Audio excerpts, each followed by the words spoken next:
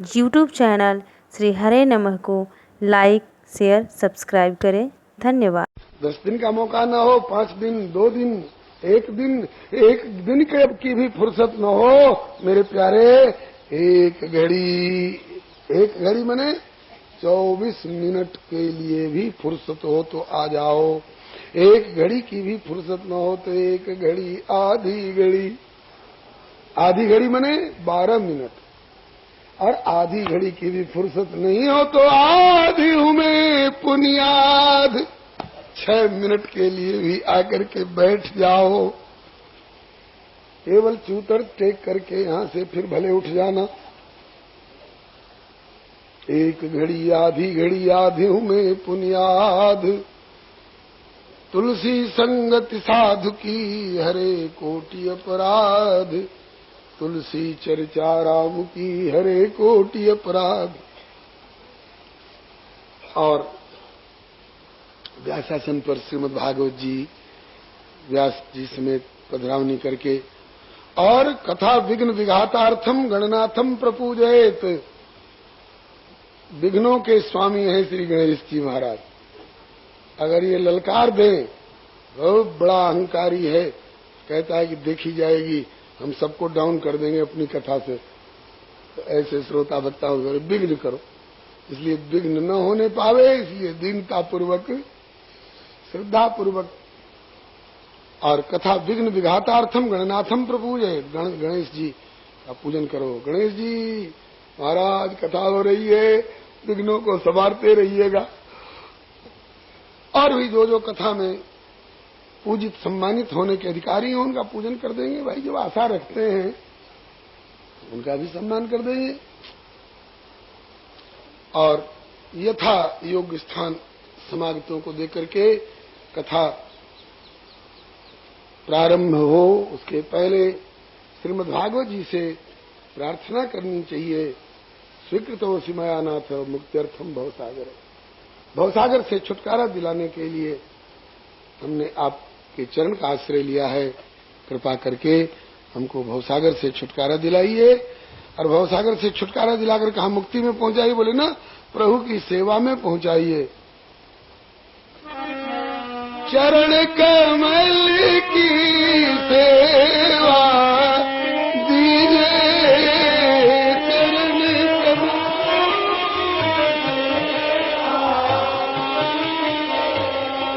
चरण कमल की सेवा दीजिए प्रभु।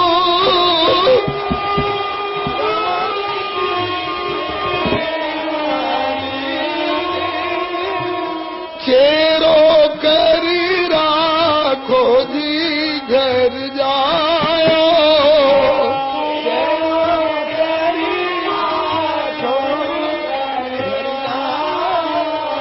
मदन गोपाल शरण तेरी आयो,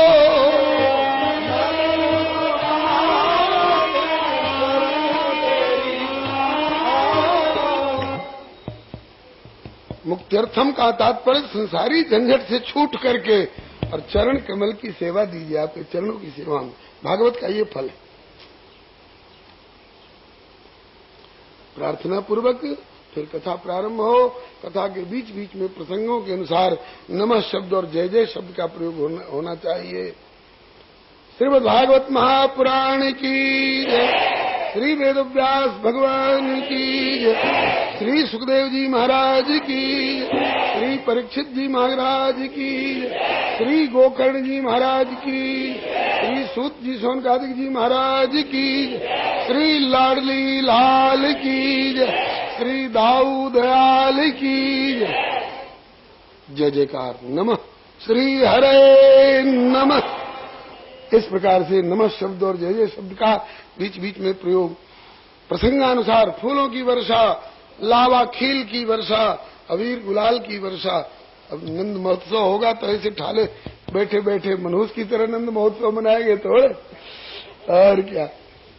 फूलों की वर्षा, अबीर गुलाल की वर्षा, दधिका दो खूब धूमधाम के साथ। और प्रतिदिन कथा समापन के पश्चात थोड़ा कीर्तन भी होना चाहिए। जैसे दीवार की चुनाई के बाद गिलावे की गारे की चुनाई हो मिट्टी की, तो छेद दरार रह जाते हैं, तो उनको भरने के लिए प्लास्टर किया जाता है, छिद्र भर जाते हैं। इसी तरह से भगवान नाम संकीर्तन से कथा में भी विधि विधान में पूजन वस्तु इत्यादि में कोई कसर रह गई होगी तो सर्वम करोत निश्चिद्रम नाम संकीर्तनम तव, भगवान का नाम संकीर्तन। कथा जितने दिन हो उतने दिन तक आहार विहार कैसा रहना चाहिए? बोले तमोगुणी आहार और व्यवहार तो होना ही नहीं चाहिए। गाली गलौज वाला व्यवहार और मुकदमेबाजी वाली बात, इनकलाब जिंदाबाद, जो हमसे टकराएगा चूर चूर, और ये सब बात नहीं होनी चाहिए कथा की अवधि में। शांतिपूर्ण सात्विक आहार और सात्विक व्यवहार। भरसक तो उपवास करके कथा सुनिए। उपवास करके कथा सुनने की क्षमता न हो तो दूध दही से गुजारा करिए। दूध दही से काम न चले तो फल फूल से गुजारा करिए। फल फूल से भी गुजारा न हो तो एक बार अन्न भी खा सकते हैं। 24 घंटे में एक बार अन्न भी खा सकते हैं। और एक बार खाने से भी काम न चले, डॉक्टरों ने कह दिया है गैस्ट्रिक रोगी हो, हर 2-3 घंटे पर कुछ नहीं डाल दोगे तो गैस हो जाएगी, हार्ट अटैक हो जाएगा, ब्लड प्रेशर लो हो जाएगा, तो 2 बार भी खाया जा सकता है। आप कहेंगे कि जो 2 बार खा करके भी कथा सुनी जा सकती है तो उपवास की बात क्यों कही, फलाहार की बात क्यों कही? कहा इसलिए कि मलमूत्र जयार्थम ही लघ्वाहार सुखावह। ज्यादा भर पेट अनाज वगैरह खा पी करके बैठेंगे तो टट्टी पेशाब के लिए बार बार उठ के जाना पड़ेगा, सबका ध्यान बटेगा, हम भी उतनी देर कथा नहीं सुन पाएंगे, अफरा होगा। और ज्यादा खा के बैठने से झुकनी तो आएगी ही, नींद में आ जाएंगे तब क्या कथा सुनेंगे? या कोई नींद में आ जाता है, बगल वाला कहता है तो ऐसे कहते हैं कि क्यों छेड़ते, हम कोई सो रहे हैं थोड़े, हम तो समाधि का आनंद ले रहे। हाँ, कोई ऐसे भी होते, तो बीच बीच में जयकार होती है ना, वृंदावन बिहारी लाल, अचानक चौंक के जगते हैं, क्या हुआ? अरे राम राम। तो ज्यादा भोजन करके बैठने से नींद भी आती है, तो निद्रा का, मलमूत्र त्याग का बार बार उठना बैठना, इसको हटाने के लिए झंझट लघ्वाहार सुखावह। कहते हैं कि भोजनम तो वरम मन्ये यदि श्रवण कारकम, यदि भोजन करके कथा सुनी जा सके सुविधा पूर्वक तो भोजन ही श्रेष्ठ है। नोपवास वर प्रोक्त, उपवास न वर प्रोक्त। कथा विघ्न करो, यदि कथा में विघ्न डालने वाला हो जाए तो वह उपवास प्रशंसनीय नहीं है। हिम्मत करके, और कहा कि हम तो केवल पानी पी के 7 दिन कथा सुनेंगे, तो 3 दिन तक तो झेल ले गए, चौथे दिन अब नाड़ी डाउन हो गई और गिर पड़े। क्या हुआ? अरे क्या के साहब चक्कर आ गया, चलो तब यहाँ तो इलाज होगा नहीं, चलो मथुरा सेवा आश्रम ले चलो। तो सेवा आश्रम में बैठे कितनी कथा सुन लोगे? इसलिए हर व्यक्ति को अपने शरीर का अंदाज अपने आप है कि ऐसा आहार लो जिससे कि कथा में विक्षेप न हो, आसानी से कथा सुनी जा सके। कथा श्रवण के बाद कीर्तन रोज, और कीर्तन के साथ साथ समागतों को कुछ प्रसाद वितरण तुलसी इत्यादि का। और तुलसी वाली बात कह देंगे तो आप लोग दावा कर दीजिएगा कि तब तो तुलसी व्यास गद्दी से देनी पड़ेगी, और धक्का के मारे हम तुलसी बांटना छोड़ चुके हैं। क्योंकि कई जगह लोगों ने कलश गिरा दिया है धक्का के मारे, और खंबा लगता है कि युद्ध कर रहे हैं। इसलिए व्यास गद्दी से कथा के अलावे कुछ भी बांटना छोड़ दिए हैं। और आप लोग जरूरी समझेंगे तो इस मंच के उस कोने से तुलसी बांटी जा सकती है। लेकिन तुलसी चढ़ाइएगा तब न बांटेंगे।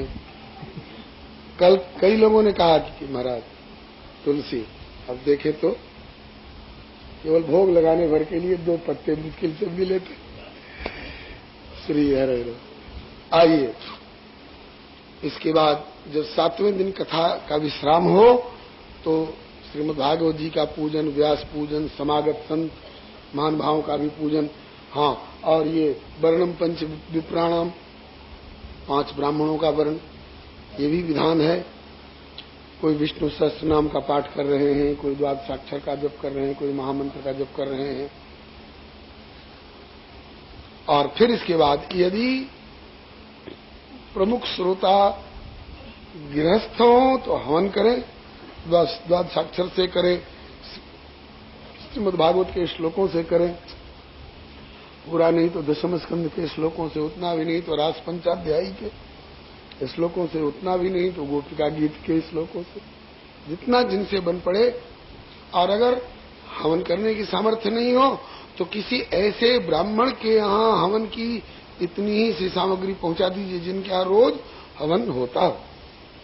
और यदि श्रोता विरक्त हो तो गीता वाच्या परे, अगले दिन गीता का पाठ कर लेंगे, बस वही उनका हवन हो गया। इस प्रकार से श्री सनकादिक जी नारद जी को श्रीमद् भागवत कथा श्रवण की विधि बतला ही रहे थे। उसी समय में एवं ब्रोति वै तत्र नारदे वैष्णवोत्तमे परिभ्रमण समायातः सुको योगेश्वरस्तदा, योगियों के भी ईश्वर रूप माने जाने वाले श्री सुखदेव जी वहां पर आ गए। तत्राययौ खोड़शिवार्षकस्तदा व्यासात्मजो ज्ञान महाधिचंद्रमा कथावसाने निजला पूर्ण प्रेमणा पठन भागवतम शनै शनै। धीरे धीरे श्रीमद् भागवत का श्लोकों का पाठ करते हुए एक क्षण भी श्रीमद् भागवत छोड़ते नहीं है श्री सुखदेव जी। रास्ता चले जा रहे हैं और प्रेमणा पठन भागवतम शनै शनै, धीरे धीरे पाठ करते जा रहे हैं। कैसे? जैसे जानवर, एक बार तो लड़ावनी में जो कुछ डाला गया उसको जल्दी जल्दी खा लेते हैं, आप फिर अकेले में बैठते हैं तो जुगाली करते रहते हैं। ऐसे ही ये महापुरुष लोग कथा की और कथा के श्लोकों की, सिद्धांतों की और उन लीला चरित्रों की, प्रभु के नाम रूप लीला धाम की, गुणगणों की जुगाली करते रहते हैं। ऐसे श्री सुखदेव जी महाराज आ गए और श्री सुखदेव जी को बहुत ऊंचे सिंहासन पर पधराया गया। श्री सुखदेव जी ने अपने श्रीमुख से श्रीमद् भागवत की महिमा का गान किया। ये श्रीमद् भागवत परम रस स्वरूप है, अमृत द्रव से संयुक्त है। अमृत द्रव माने अमृत तत्व भगवत तत्व है और उस भगवत तत्व से संयुक्त है। रसो वैसा, परमात्मा ही रस है। बहुत लोग कहते हैं अमर कथा, अमर कथा, तो अमर कथा कोई एक पार्टिकुलर कथा होगी। हमको तो लगता है कि भगवत कथा ही अमर कथा है। भगवत नाम रूप लीला धाम से संबंधित जो कथा है वही अमर कथा है। कथा भी अमर है और कथा कहने वाले कागभूषुंडी जी और सनकादिक जी भी अमर हैं और इनके श्रोता भी अमरत्व को प्राप्त हो जाते हैं। ध्रुव जी मरे, शरीर छोड़े बिना शरीर आज तक विराजमान है ध्रुव पद पर। श्री कबीर जी शरीर छोड़े, तुकाराम जी शरीर छोड़े, श्री चैतन्य महाप्रभु जी शरीर छोड़े, श्री मीरा दीदी ने शरीर छोड़े, नहीं, केशवा पुरुषालोके येषाम हृदि न केशवा, और केशवार्पित सर्वांगा न सवा न पुनर्भवा। तो श्री सुखदेव जी कहते हैं, निगम कल्प तरोर्गलितम फलम सुखमुखाद अमृत द्रव संयुतम पिबत भागवतम रसमालयम मुहुरहो रसिका भूवि भावुका। हे पृथ्वी पर के भावुक रसिको, यह श्रीमद् भागवत क्या है? वेद रूपी कल्प वृक्ष का अत्यंत परिपक्व परिगलित रसमय फल है। इसमें न छिलका है न गुठली है, इसमें रस ही रस है। इसलिए पिबत भागवतम रसमालयम, भागवतम रसम पिबत, कब तक बोले आलयम लय पर्यंतम पिबत। फिर बताया कि ये प्रोज्झित कही तो परम धर्म का निरूपण करने वाला ग्रंथ है और तीनों तापों को उन्मूलन कर देने वाला है। इनका श्रवण करने से तो कहना क्या, शुश्रूष भी श्रोतुम इच्छत भी, जिसने इच्छा की कि मैं भागवत सुनूंगा तो सद्यो हृदय रुद्यते प्रभु शुश्रूष भी तत्क्षणात्, भगवान हृदय में आकर गिरफ्तार हो जाते हैं। ये वैष्णवों का परम धन है, पुराणों का तिलक है, इससे बढ़कर कोई पुराण और ग्रंथ नहीं हो सकता है। और यह रस जो है स्वर्गे सत्य च कैलासे वैकुंठे नास्ते रस अतः पिबंत सद्भाग्या मामा मुंचित करिचिते। इस रस को, यह रस सत्यलोक में नहीं है, सत्यलोक माने ब्रह्मलोक में नहीं है, वैकुंठ में भी यह रस नहीं है, कैलाश में भी यह रस नहीं है, स्वर्ग लोक में भी यह रस नहीं है। इसलिए भूमि भाव कहा, भूतल के भाव रसिक लोग इस रस का सतत आस्वादन करते रहे। इस प्रकार से श्री सुखदेव जी श्रीमद् भागवत की महिमा गा ही रहे थे। तब तक एवं ब्रुवाणे सतिवादरायण मध्य सभायाम हरिराविरासित प्रहलाद बल्लुद्धव फाल्गुनादिभिर्वृत सुरर्षिस्तम पूजयच्यतान्।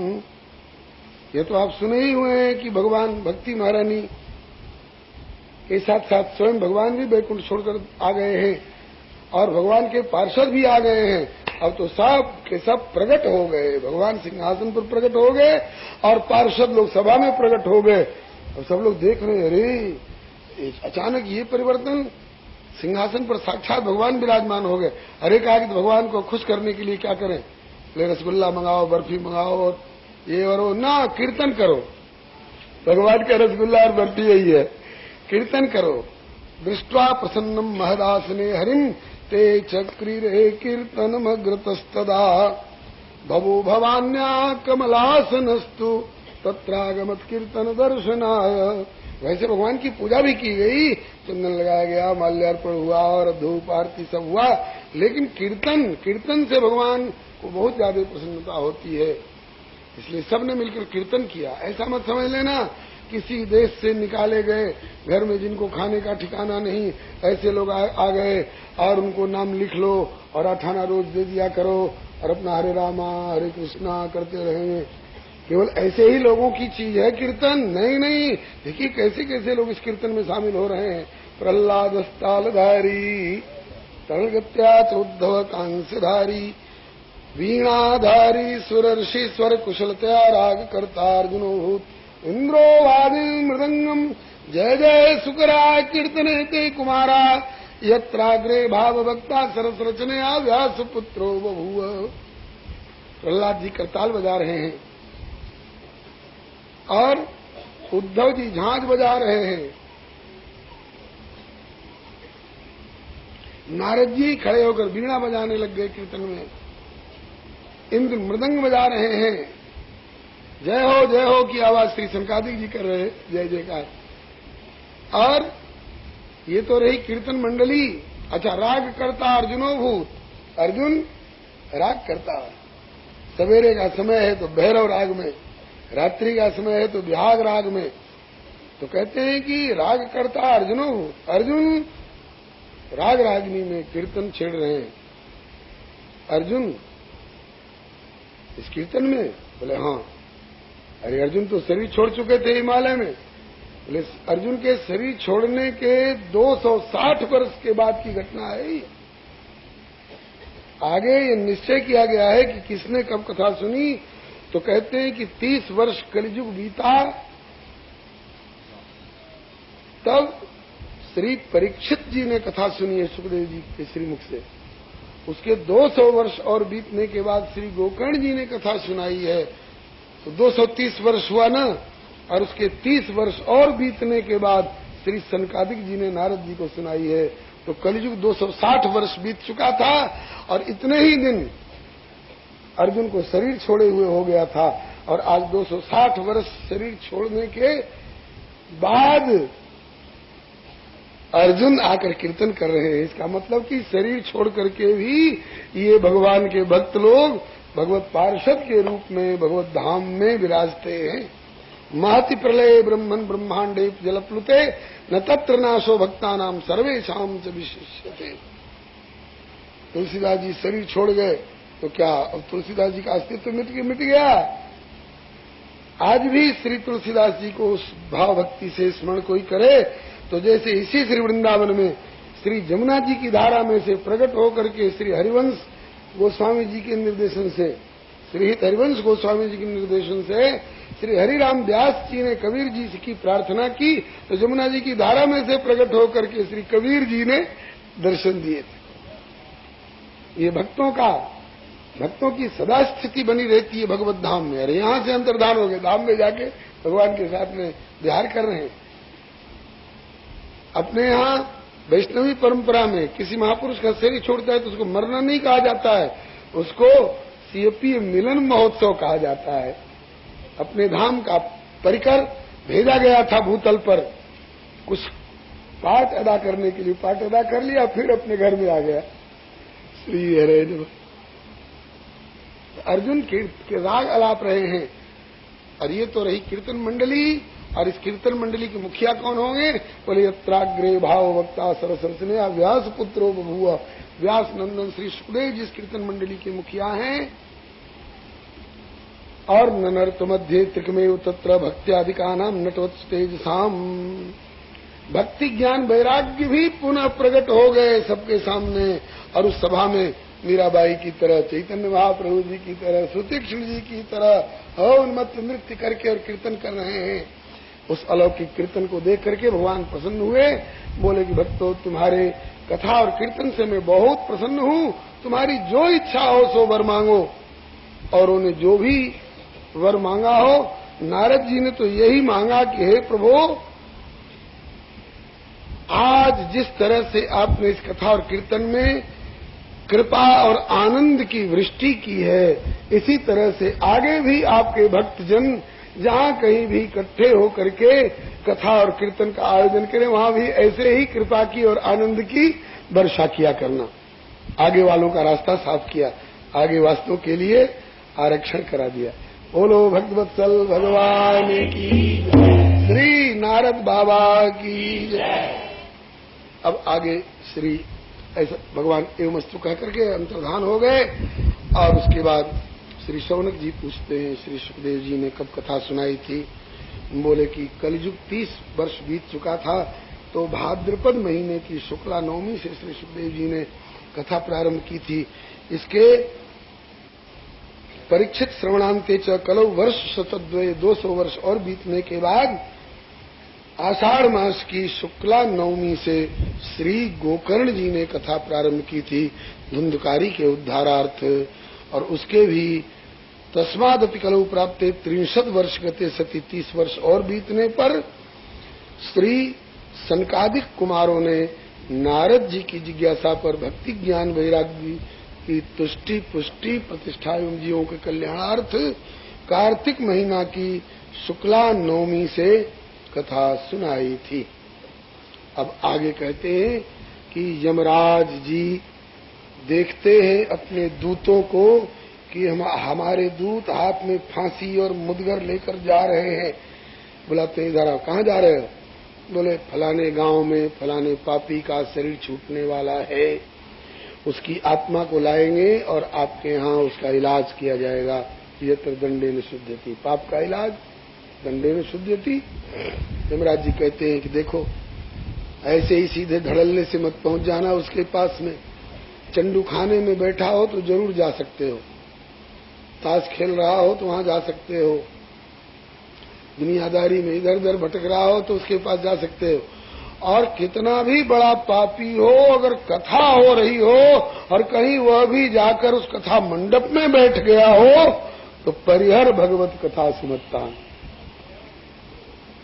स्वपुरुषमपि विक्षिपास हस्तम बदत यमा किल तस्य कर्ण मूले परिहर भगवत कथा सुमत्तान प्रभुरामन्यनृणाम न वैष्णवानाम परिहर मधुसूदन प्रपन्नान प्रभुरामन्यनृणाम न वैष्णवानाम।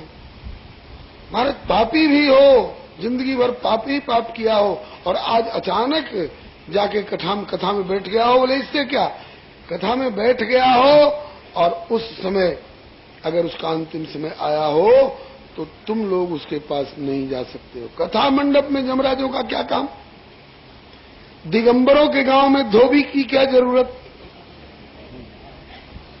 अरे जिस गांव में दिगंबर लोग रहते हैं, कपड़ा पहनना ही नहीं जानते हैं, वहां धोबी का क्या काम है, वहां दर्जी का क्या काम है। इसी तरह से जहां कथा के प्रेमी लोग हैं वहां जमदूतों का क्या काम। इसलिए परिहर भगवत कथा सुमत्तान प्रभु नृणाम न वैष्णवानाम, मैं और लोगों का शासक जरूर हूं, लेकिन वैष्णवों के ऊपर मेरा शासन नहीं है। वैष्णवों को तो मैं प्यार करता हूं भागवताचार्य होने के नाते। अब आगे कहते हैं कि जो लोग इस प्रसंग को सुन लेते हैं उन लोगों को विचार करना चाहिए कि असार संसार के ताश शतरंज जुआ इत्यादि अनाप शनाप में काहे को समय बितावें, हम क्यों नहीं भागवत लेकर के बैठे रहे, श्रोता बनकर, चाहे वक्ता बनकर के, चाहे पाठक बनकर के। और जो श्रीमद् भागवत को नियम पूर्वक धारण करता है, सुनता है, सुनाता है, मुक्ति तो उसकी मुट्ठी में होती है। अरे भगवान उसके यहाँ गिरफ्तार होते हैं। एताम यो नियततया शृणोति भक्त्या श्चैनाम कथेत शुद्ध वैष्णवाग्रे तौ सम्यक विधिकरणात् फलम लभेते याथार्थ्यान नहीं होने की मुक्ति साध्यम। इति श्री पद्म पुराणे उत्तरखंडे श्रीमद्भागवत महात्म्ये श्रवण कथनम नाम षष्ठोऽध्याय समाप्तमिदं श्रीमद्भागवत महात्म्यम। हरि ओम तत्सत। बोलिए भक्तवत्सल भगवान की जय, श्रीमद्भागवत महापुराण की जय। अब तक आप लोग श्रीमद् भागवत महापुराण के महात्म्य कथा सुन रहे थे। अब मूल कथा में आपका प्रवेश होने जा रहा है। अथ श्रीमद् भागवते महापुराणे पारमहंस्याम संहितायाम प्रथम स्कंधे प्रथमोध्यायः जन्माद्यस्य तोन्नयादितरतश्चार्थेष्वभिज्ञ स्वराट् तेने ब्रह्म हृदय आदिकवये मुह्यन्ति यत्सूरयः तेजो वारिमृदाम् यथा विनिमयो यत्र त्रिसर्गो मृषा धाम्ना स्वेन सदा निरस्तकुहकम् सत्यम् परम् धीमहि। धर्मः प्रोज्झितकैतवोऽत्र परमो निर्मत्सराणाम् सताम् वेद्यम् वास्तवमत्र वस्तु शिवदम् तापत्रयोन्मूलनम्। श्रीमद्भागवते महामुनिकृते किं वा परैरीश्वर सद्यो हृद्यवरुध्यते प्रकृतिभिः शुश्रूषुभिस्तत्क्षणात् निगमकल्पतरोर्गलितम् फलम् सुखमुखादमृतद्रवसंयुतम् पिबत भागवतम् रसमालयम् मुहुरहो रसिकाः भुवि भावुकाः। नैमिषे निमिषक्षेत्रे ऋषयशौनकादय सत्रम् स्वर्गाय लोकाय सहस्रसममासत। त एकदातु मुनेः प्रातर्हुतहुताग्नेयः सत्कृतम् सूतमासीनम् पप्रच्छुर्दमादरात्। बोलिए भक्तवत्सल भगवान की जय। गोविंदा गोविंदा गोपाल जी भज मन राधे गोविंदा। गोविंदा गोविंदा गोपाल जी भज मन राधे गोविंदा। राधे गोविंदा भजो बाल मुकुंदा। राधे गोविंदा भजो बाल मुकुंदा। नंद जसोदा जी के लाल जी भज मन राधे गोविंदा। नंद जसोदा जी के लाल जी भज मन राधे गोविंदा। गोविंदा गोविंदा गोपाल जी भज मन राधे गोविंदा।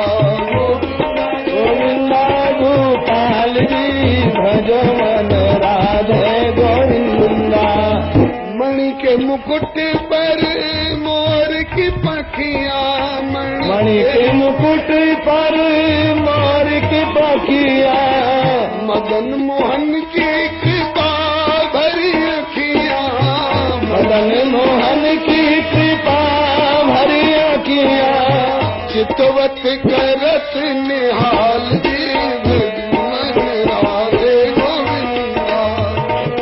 नाथ करत निहाल जी भजो मन राधे गोविंदा गोविंदा गोविंदा गोपाल जी भजो मन राधे गोविंदा गोविंदा गोपाल जी भजो मन राधे गोविंदा रतन जटित करे कंगन सोहे रतन जटित करे कंगन सोहे पीताम्बर लखी मुनि मन मोहे पीताम्बर लखी मुनि मन मोहे गले बैजंती माल जी भजो मन राधे गोविंदा गले जयंती माल जी भजो मन राधे गोविंदा गोविंदा गोविंदा गोपाल जी